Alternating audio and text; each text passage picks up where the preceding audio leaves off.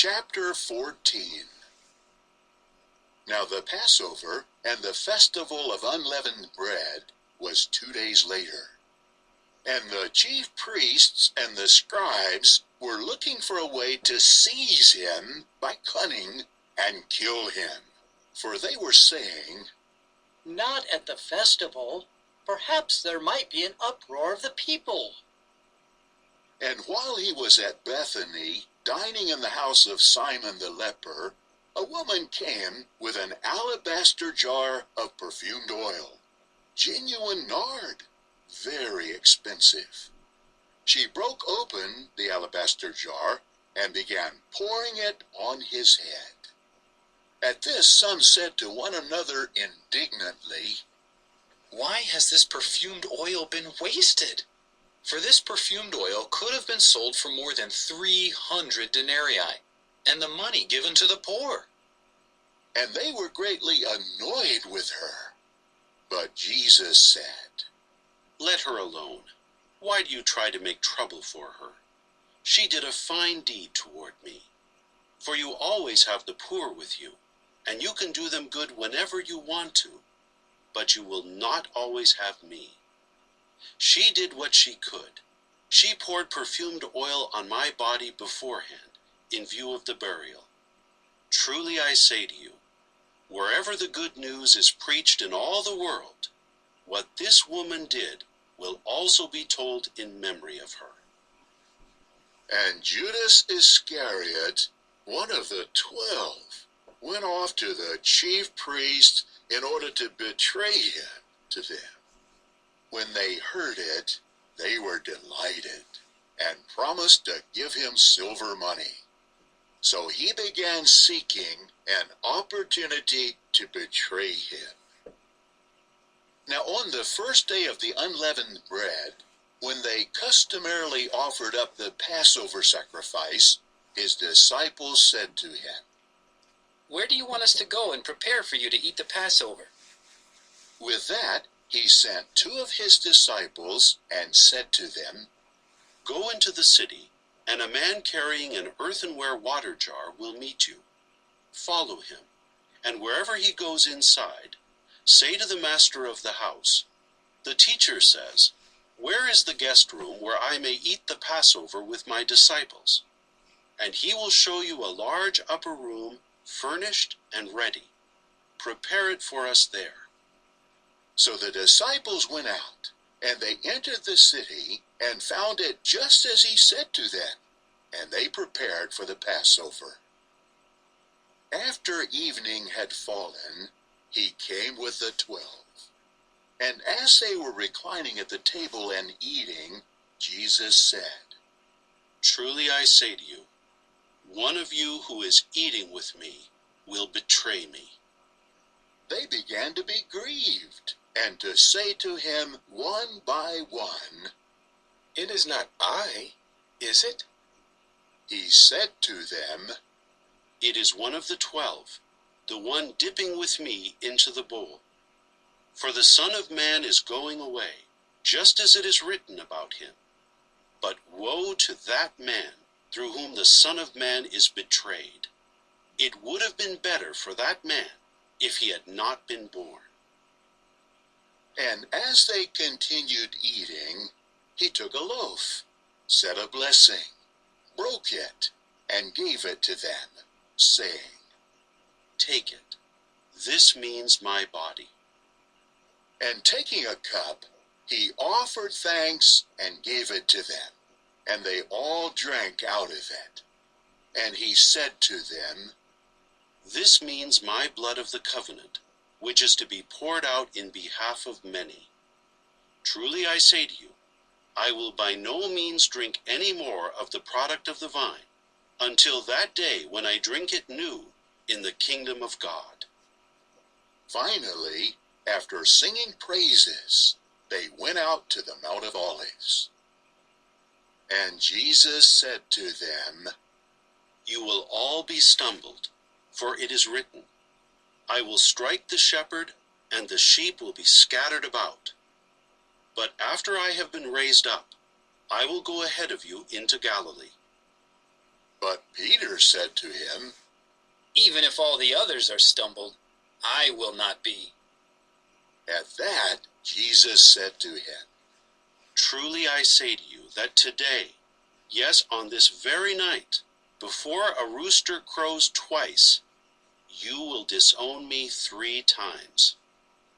But he kept insisting, If I have to die with you, I will by no means disown you. Also, all the others began to say the same thing. So they came to a spot named Gethsemane, and he said to his disciples, Sit down here while I pray. And he took Peter and James and John along with him, and he began to feel deeply distressed and to be greatly troubled. He said to them, I am deeply grieved, even to death. Stay here and keep on the watch. And going a little way forward, he fell to the ground and began praying that, if it were possible, the hour might pass away from him. And he said, Abba, Father, all things are possible for you. Remove this cup from me.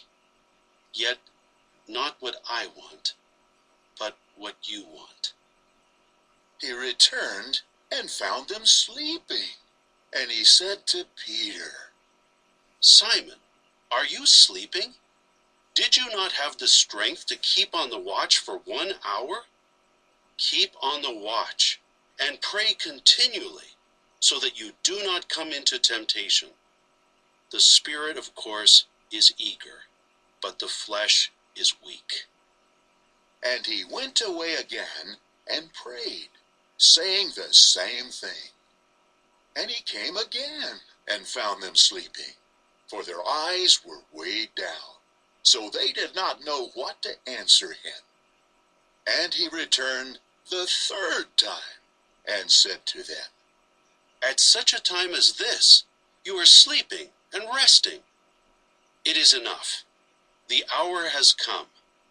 Look, the Son of Man is being betrayed into the hands of sinners. Get up, let us go.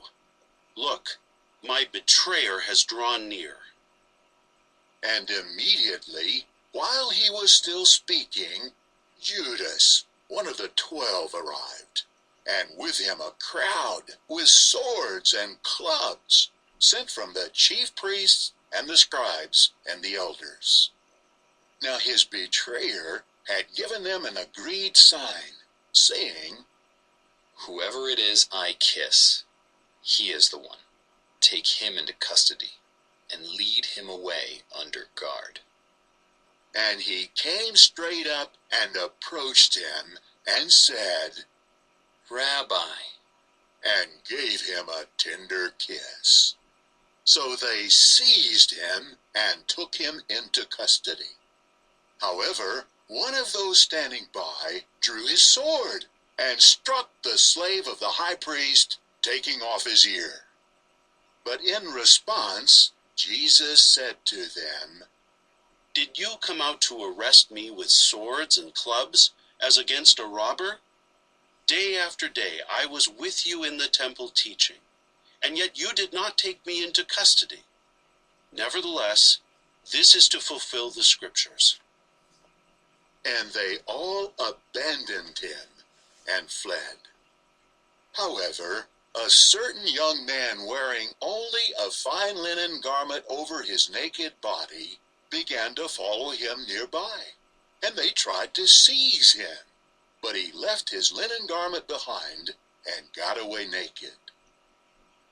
They now led Jesus away to the high priest, and all the chief priests and the elders and the scribes assembled. But Peter, from a good distance, followed him as far as into the courtyard of the high priest, and he was sitting together with the house attendants and warming himself before a bright fire. Now the chief priests and the entire Sanhedrin were looking for testimony against Jesus in order to put him to death, but they were not finding any. Many indeed were giving false witness against him, but their testimonies were not in agreement.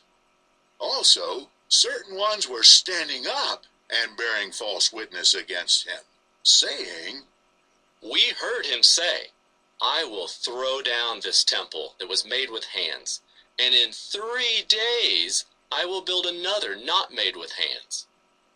But even on these grounds, their testimony was not in agreement. Then the high priest stood up in their midst and questioned Jesus, saying, "Do you say nothing in reply? What is it these men are testifying against you?" But he kept silent and made no reply at all. Again the high priest began to question him and said to him, "Are you the Christ, the Son of the Blessed One?" Then Jesus said, I am. And you will see the Son of Man sitting at the right hand of power and coming with the clouds of heaven. At this the high priest ripped his garments and said, "What further need do we have of witnesses? You heard the blasphemy. What is your decision?" They all condemned him as deserving of death. And some started to spit on him, and to cover his face, and hit him with their fists, and say to him, "Prophesy!" And slapping him in the face, the court attendants took him. Now while Peter was below in the courtyard, one of the servant girls of the high priest came. On seeing Peter warming himself, she looked straight at him and said, "You too were with the Nazarene, this Jesus." But he denied it, saying, Neither do I know him, nor do I understand what you are talking about. And he went outside to the entryway. There the servant girl saw him, and again began to say to those standing by. "This is one of them." Again he was denying it. And after a little while, those standing by again began saying to Peter, "Certainly, you are one of them, for you are, in fact, a Galilean."